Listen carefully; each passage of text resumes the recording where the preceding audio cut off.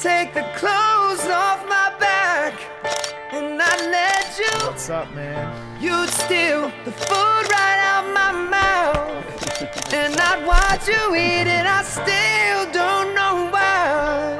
Back. Why I love you so much.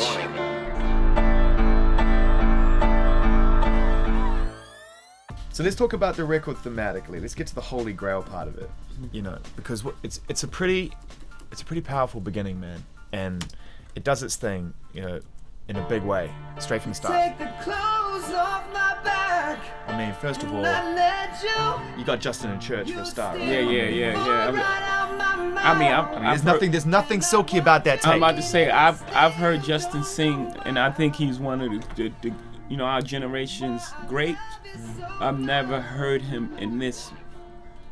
I've never heard him like this. No, there's nothing remotely processed or smooth, or she's not trying to like. It's not butter, man. It's rough. in spite to put me to shame.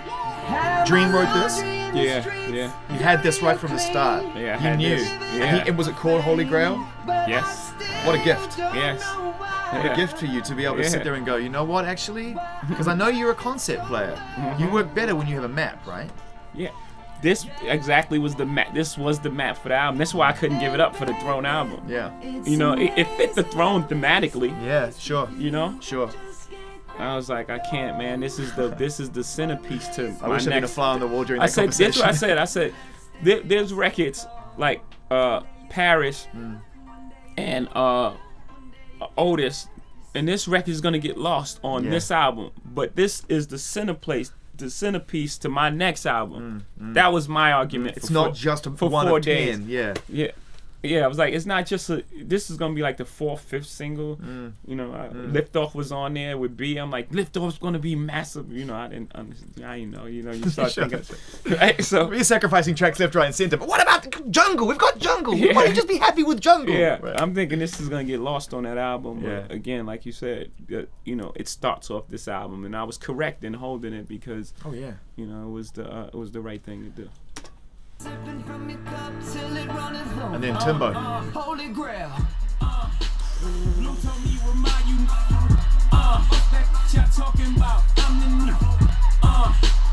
Caught up in all these lights and cameras. But look what that did to Hammer. And there, I want to stop, man. I want to talk to you about that because that's the theme, right? That's what's up. You're taking a look around at people who you've looked up and admired, and they strive for the stars. They follow their ambitions and follow their dreams and their goals, and one thing leads to another, and they achieve that, and then it doesn't always end well. Right. It seems to be a bit of a theme on this record. Yeah. Can I make it out of this alive? I'm really just thinking out loud. I'm trying to avoid it. I've seen it happen before. I've seen all the pitfalls, and I'm playing with it. I'm playing this dance with this fame, and I know it's like playing with a drug. It's very deadly. You know, if it gets you, it's gonna pull you in, and it takes you somewhere dark. And you know, some people never come back from it. You know, so I'm playing. I'm doing this very dangerous dance with this fame, and it's like, so in the first verse, I'm saying, I'm talking about, I'm giving you the cautionary tales. You know how painful it was for me to be from Brooklyn. Well, I love the warning sample in there as well, and I wondered about that. You know, thanks for warning me. Yeah. I wondered if that was MJ Yes. or Tyson warning you, and Yes. therefore you warning everybody else. There you go. Yeah. And then you know, just seeing those traumatic moments. Like I remember, I'm from Brooklyn, so when Mike Tyson lost in Tokyo, it was devastating to me. I was like visibly hurt. We were watching in Mount Eden in Auckland. Matter of fact, I was here actually. I was here with Jazz. Crazy. So you know, I'm talking about these moments of, you know, of these things that can happen, and Kurt Cobain and everything that you know, all the ways that it can go wrong. And then, you know, in the second verse, I'm like, okay, but let me make sure that this, you know, I'm not going too far with the complaints. It's not. Life is good. People. I'm doing okay, you know, and where I grew up. You know, the people dying back where I was birthed. Fuck your IRS and IRS. Get the hell up off your high horse. You got the shit that niggas died for. Try yours. Why you mad? Take the good with the bad. Don't throw the baby out with that bathwater. You know, so it's, you know, it's trying to find a place of acceptance. You know, a middle ground. It's this middle ground where I'm not chasing it too hard, but also I'm not complaining about the life that I have as well. But in the chorus, what I really love about this track, the lyrics that Dream wrote, I think it's just the layers to it are that you're basically humanizing fame. You're giving it, Right. It's like I'm having a conversation with this as an entity. And the thing in itself is basically a dehumanizing process. That's right. So it's Right. like, well, we're in this chorus now, and I'm having this one-on-one conversation with this thing which won't let me go, and I love it, but I hate it, and it hates me, and it wants me, and it needs me. But really, it's this thing which takes all of those things away from people if you let it. That's right. And fame is Yeah. crazy. What is modern day fame to you? What is it to you? I mean, you're one of the most. I mean, I hate using that word nowadays because it doesn't have the same romance it did back in the day. But Right. it is effectively means Right. your exposure level is incredibly high. And what does that mean to you on a daily basis? Being that. It means there again, there's a place that there's a sweet spot, if you settle in, because someone was talking the other day, and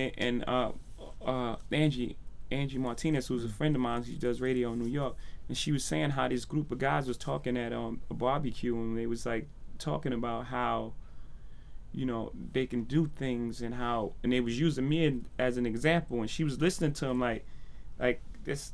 It's amazing the way that they look to you. It's amazing. Like I'm like, I know him, and they look to you like this mythical character, and this inspiration and hope. Yeah. So in that case, it's great. But then there's days where you would just want to be normal, and you just want to be human, and you want to go to the store and just walk outside, with your child and get some ice cream or something. Now, and can it's you like, do that? Because you seem to do it. I Yeah, mean, you yeah, and your wife keep it we cool. pretty much move, every day like normal things, everything. But there's another level to it that we have to deal with. And some days, like anyone else. Yeah. Some days you're not in the mood. Yeah. You're just not in the mood to be. Yeah. 100 cameras in your face. It's just like, okay. And then there's like a line of respect that you wish, just honor and some kind of integrity that you wish. I get it. I know I'm on the field.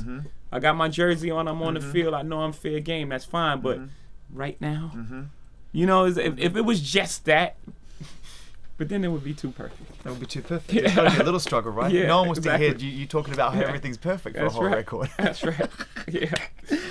I wondered, you can control so much now, and you've built that empire for yourself, whereby not only are you in control of your own artistic decisions, and you're able to help the artistic decisions of others, but also you started to control your own media outlet. You've got Life and Times, that can be your platform, the platform of people you appreciate to say what they want to say, and that's using the internet in a smart way. But what's your attitude to the media overall? Because if you can control it, and you can be in a position where you don't have to do this, and we're grateful that you do, but you don't have to.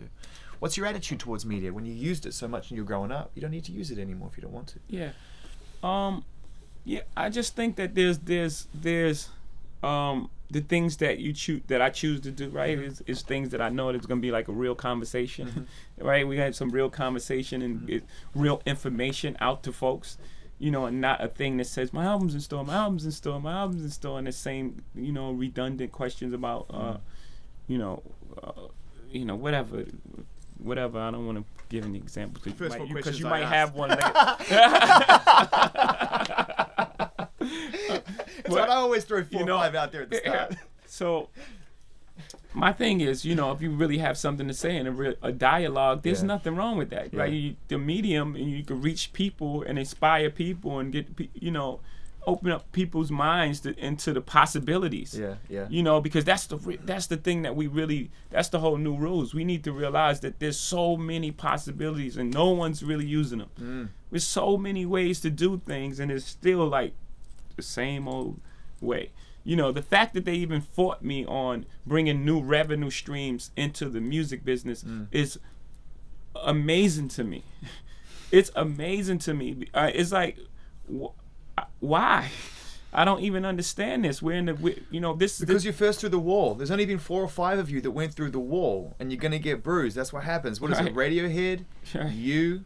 I can think of maybe 2 or 3 others that have tried to release records on a different platform. Right. You're gonna get bruised, man. But the thing is, it's like, I get it, right? But I don't really get it. At the same Yeah. time, I get it. I get it because it's new. It's just people are so unaccepting of change.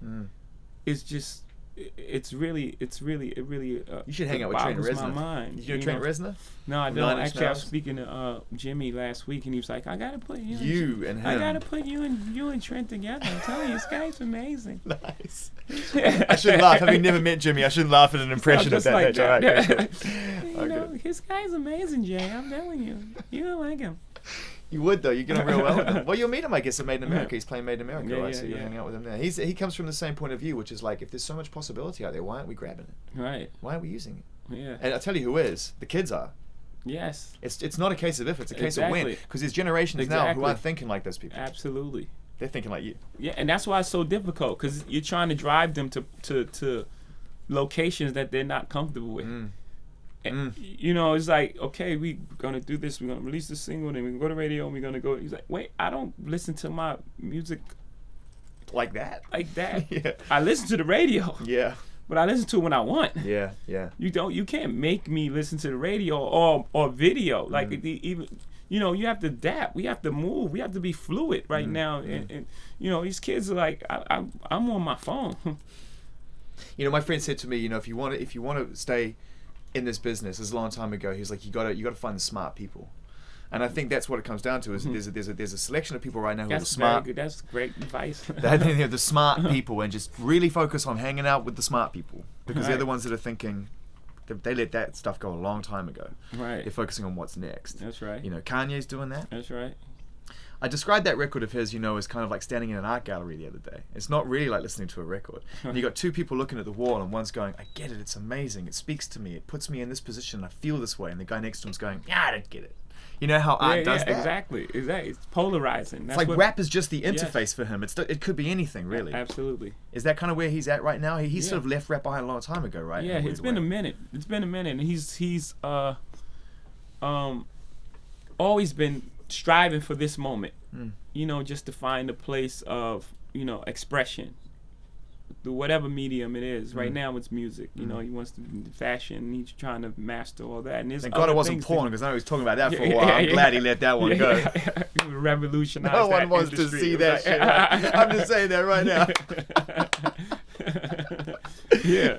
So, yeah, and it's good. It's good for music. Yeah. Forget hip hop. It's good for music. You know, just to have those souls like that are very fearless and pushing it forward. And someone will look at it, and then they'll take that piece of art on the wall and say, "Oh, okay, I know. Had he moved this around here, and it could have been more accepting of. It could have brought in more people. It speaks to more people. Had he had just taken this and moved that and knew that." But We're talking though, right? Again, he's first through the wall. That's so right. Yeah. That's right, and we're talking as well, which That's is right.